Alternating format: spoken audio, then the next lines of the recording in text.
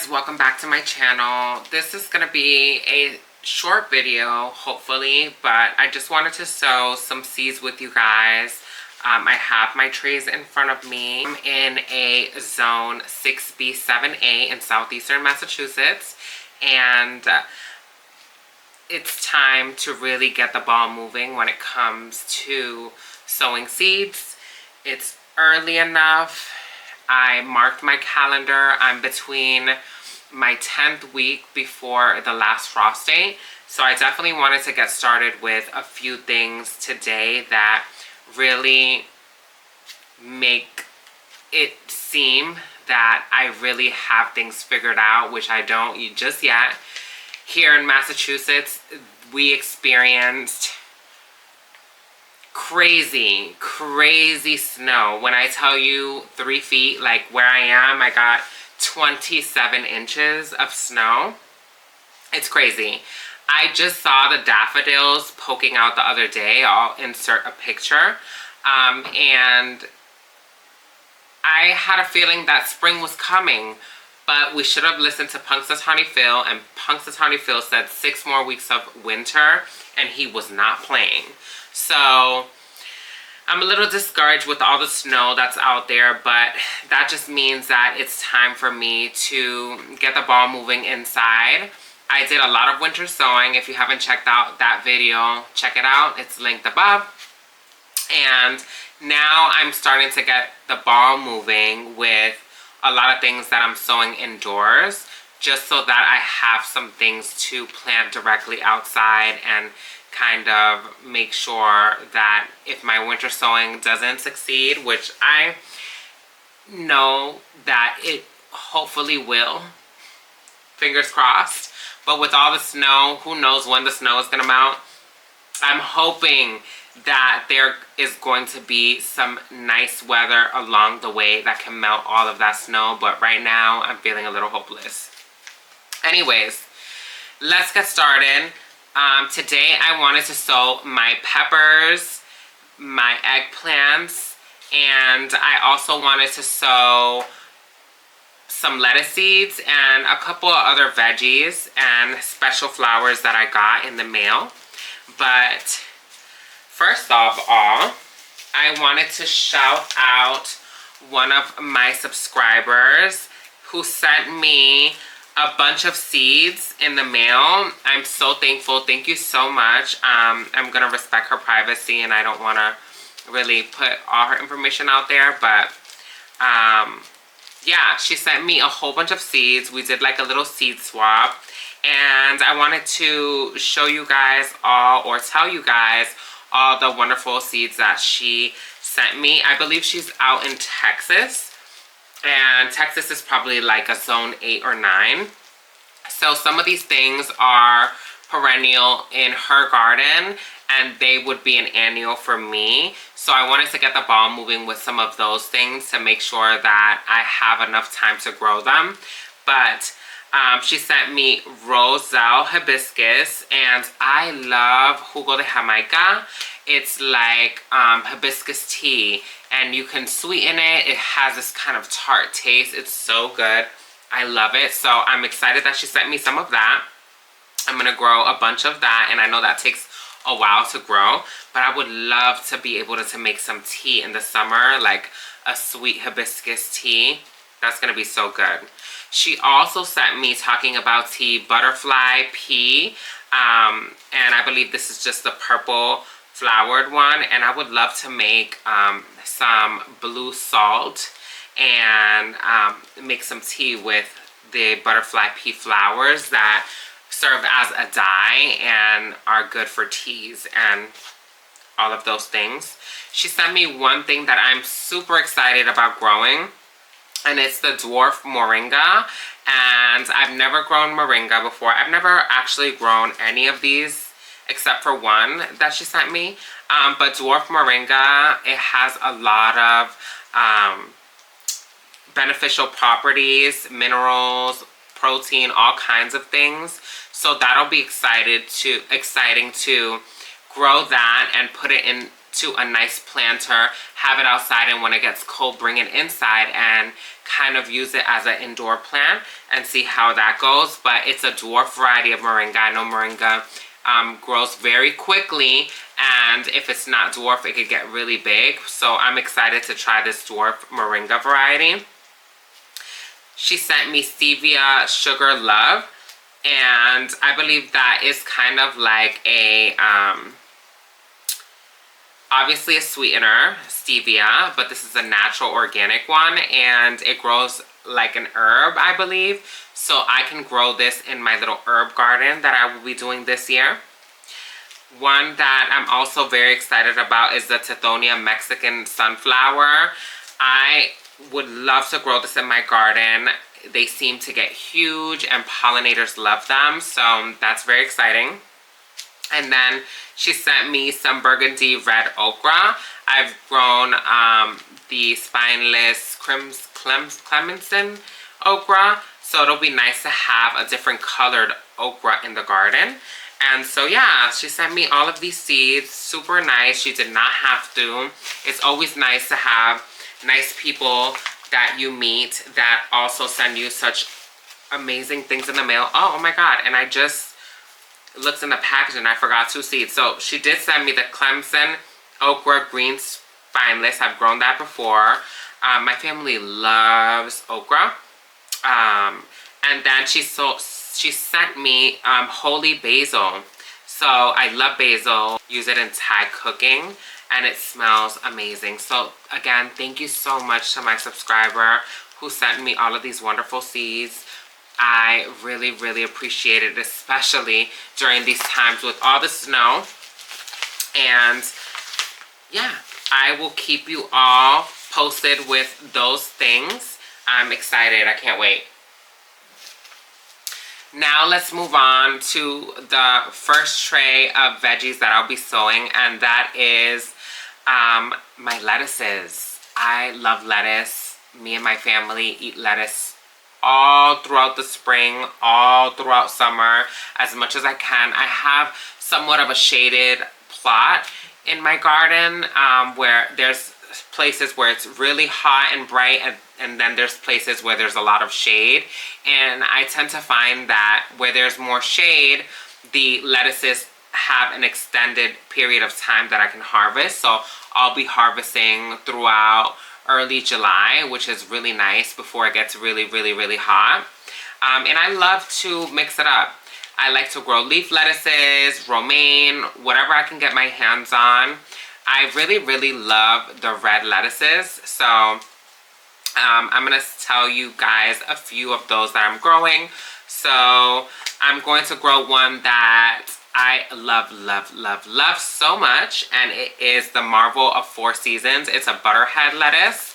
Let me show you that. And this one is very heat resistant, and it says in a beautiful cranberry red leaves, heat and cold tolerant for extended growing seasons. I can vouch for this one. This one has grown very early for me and also has lasted very long in the garden. I also succession plant, so I'll be winter sowing some of these as well as growing some indoors. And I will also be direct sowing because it will extend the period of time that I can get lettuce. Another one is Little Gem Cos. This one is somewhat of a, let's see, it's an excellent variety of romaine that can be grown in beds, containers, or larger window boxes. Sweet flavor and crisp. So, that'll be nice. Then I have Paris Island Cos. I don't know what cos means. This is a romaine type. I don't know if that means that they are a romaine type, but I believe so because it seems like the romaine ones say cos on them. Then I have the Marvel of 4 Seasons, but I'm also going to try out one that just says 4 Seasons.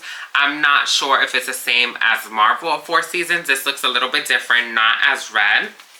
But I believe I grew this one, but again, last year I did not label as much as I should have, and I really should have, because then I don't know what I grew, what I loved, because I didn't label it. So this year I'm really making sure that I label things and that I also write things down. So this is 4 seasons. Beautiful.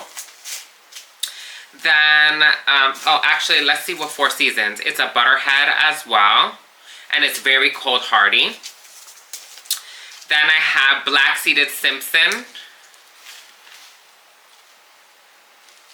And I love black-seeded Simpson. This is a loose leaf lettuce, and it's very prolific. It's more of typical lettuces that I grew up eating, so I really like that. My family really likes that. Then I have another red one. It's called Burgundy Delight. And this one is Batavia lettuce. So it has a delectable color, flavor, and texture. They add crunch, sweetness, and a colorful zing to salads. So that's exciting. And I always go to the Asian supermarket with my best friend. I always mention her. And I have a deep appreciation for Asian culture and Asian cuisine. And I always pick up seeds that I see there. So this one is a loose leaf lettuce, and it's kind of like a longer Asian variety. So that'll be exciting to grow this in the garden. Next one is a Grand Rapids leaf lettuce. And this is another typical leaf lettuce with very hardy leaves, disease resistance, and plants are large, upright, and compact. And then lastly, for the veggies that are leafy, this one is kind of stocky, is another variety of celery, and this one is called merengue.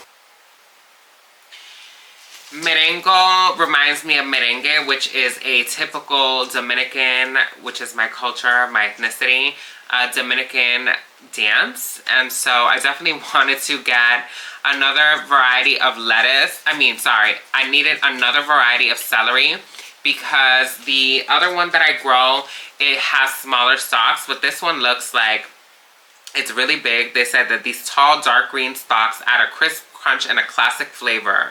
So I want to know what's up with this one. And yeah, let's see. I'm wondering if I have to, I don't know what the term is when they, blanch the stalk, which is like you have to kind of wrap the bottom in darkness with a cloth or something, and that way the stalks grow. I'm not really 100% sure. I have to do my research with that, but I'm hoping that's not one of those.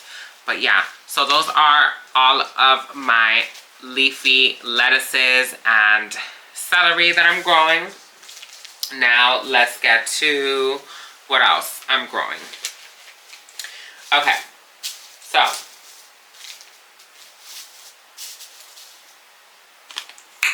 for peppers, I have had a very hard time, honestly, identifying and understanding the Thai chili peppers. It's something that I really love, and I've grown before, but I can never get them to a large size.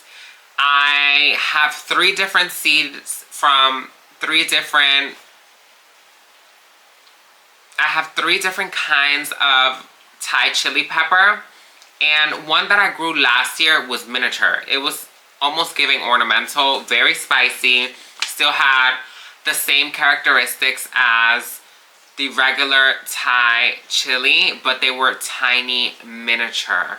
So then I grew another one and the squirrels destroyed them. So I wasn't able to compare.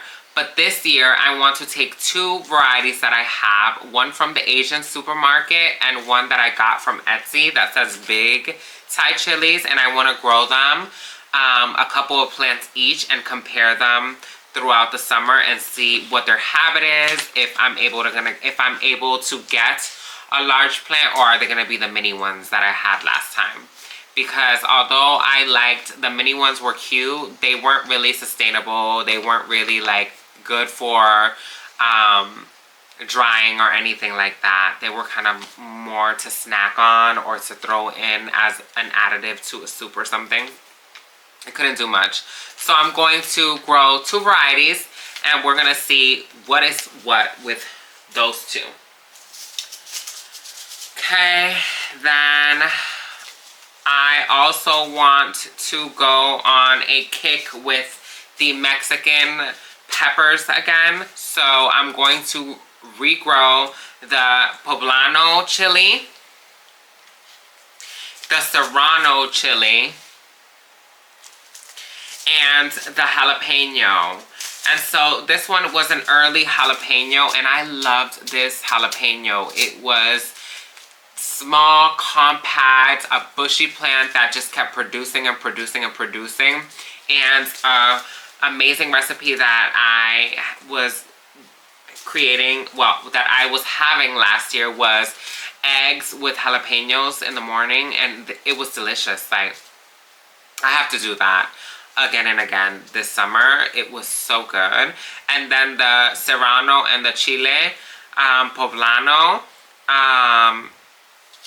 I want to make salsa. I want to make different sauces. Last year I made a chicken tinga, and this year I want to make different dishes. So I definitely wanted to do my Mexican peppers.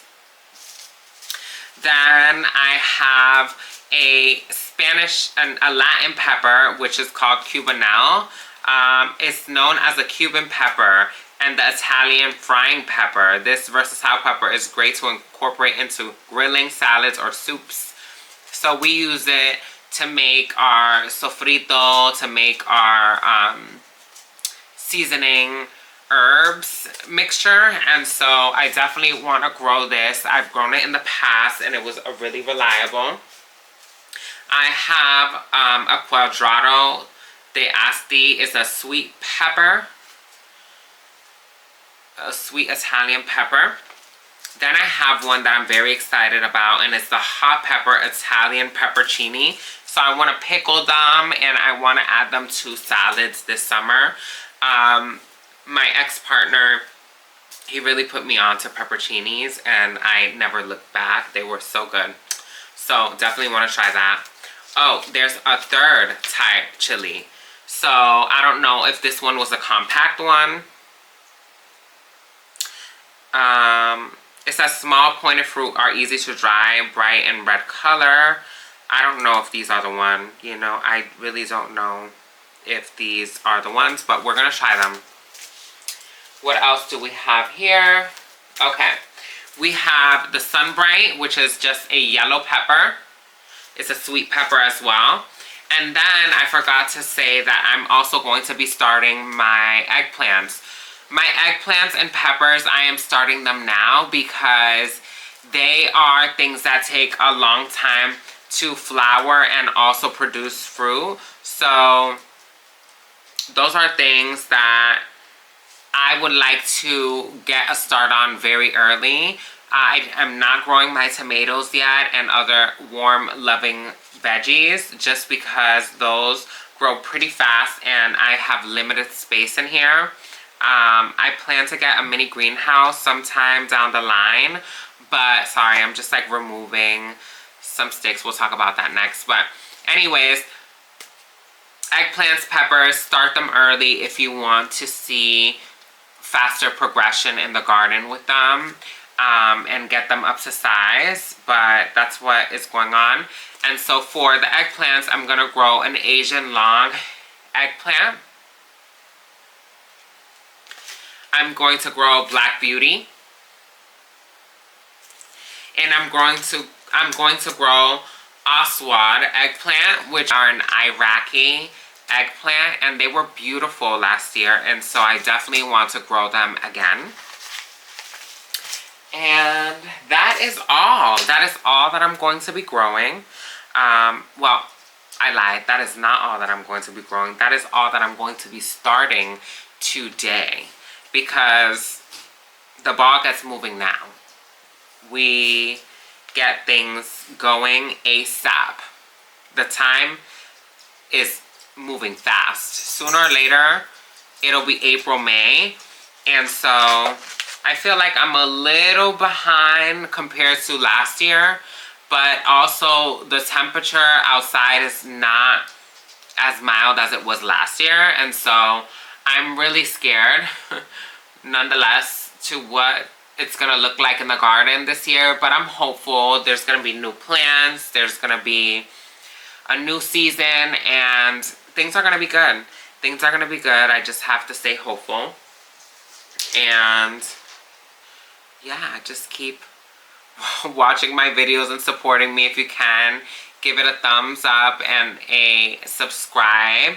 If you're here and you've subscribed already, thank you so much. I really appreciate you guys, and I hope to see you guys in the next video. I'll add some clips of me sowing these plants, and yeah, I will keep you updated on how things are going along. I already have a bunch of things that are growing, so in the next video I'll be showing you what is growing already.